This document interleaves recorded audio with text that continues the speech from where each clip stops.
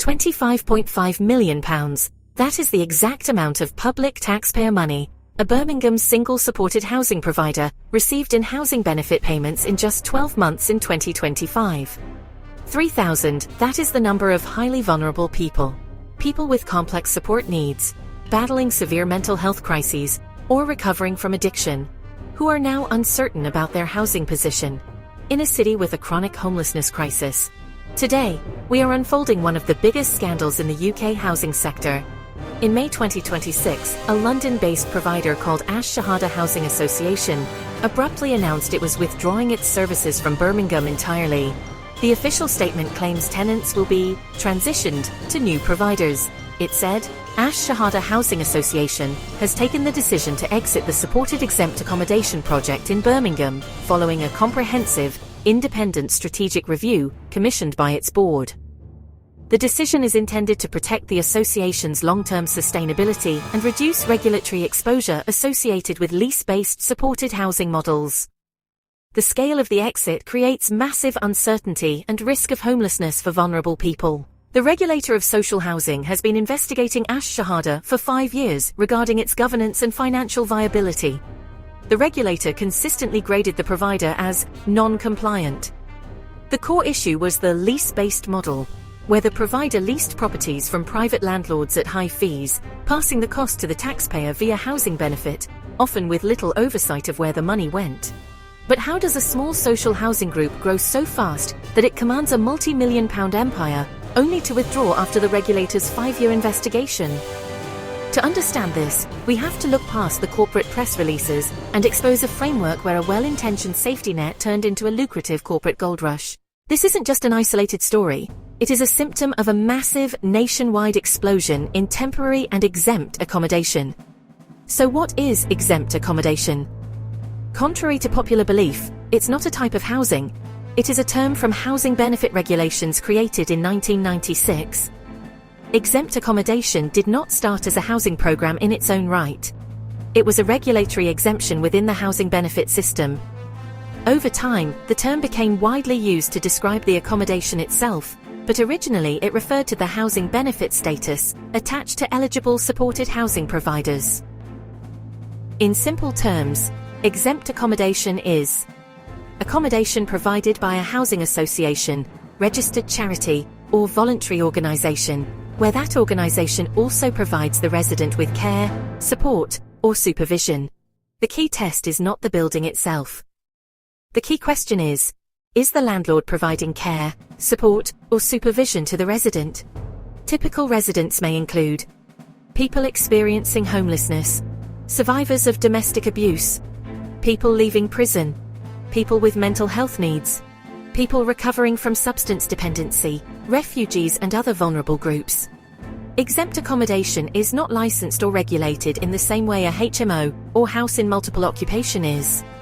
The government introduced exempt accommodation when it tightened housing benefit rules and capped rents in the private sector.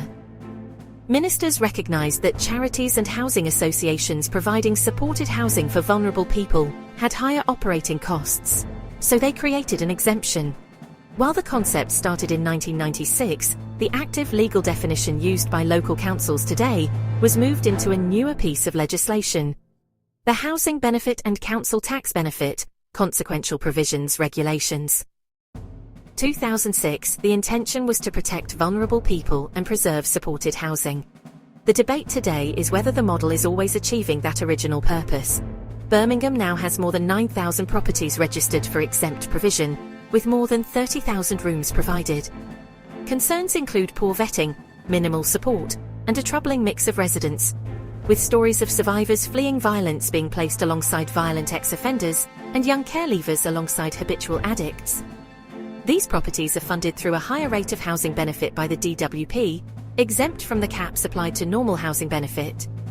Properties have tended to be concentrated in more deprived parts of the city, with a knock-on impact on crime, antisocial behaviour and environmental issues. Over half of the rooms are filled with people with no connections to the city, who are referred here from other parts of the country because of a lack of other options.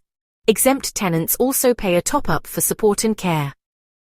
It should be a stepping stone to independent living, But the support only has to be more than minimal to meet regulations, a loose definition open to exploitation. Police and care agencies fear the sector is poorly regulated with minimal oversight, allowing poor providers to exploit loopholes to profit unreasonably. Let's look at the national statistics. Across England, the number of people in this type of supported housing has skyrocketed, now exceeding 150,000 residents.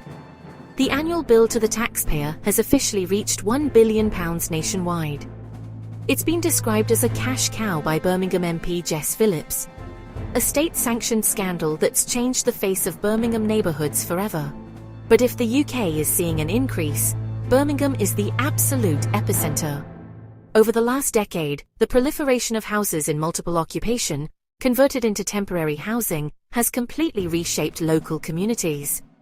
Back in 2014, Birmingham had only 3,679 exempt accommodation claimants, on a par with other major cities.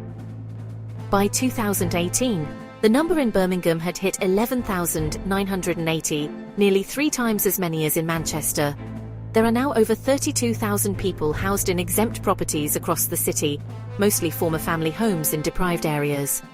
Many are deemed highly vulnerable and share homes with residents with challenging support needs.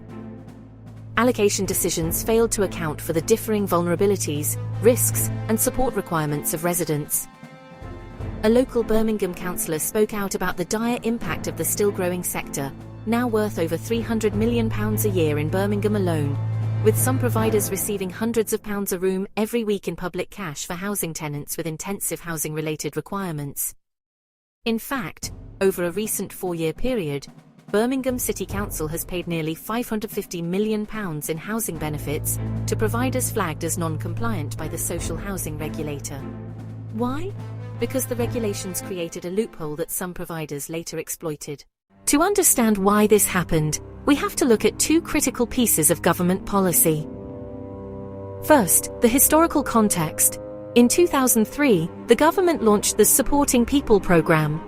It was a ring-fenced fund given to local councils to pay for wardens, support workers, and proper care. But during the austerity cuts of 2010, the government removed that ring fence. Underfunded councils quietly wiped out their care budgets to save money. Suddenly, homeless charities and housing providers lost their funding to pay for care staff. So they looked for an alternative pot of money. And they found it hiding in the 1996 housing benefit regulations.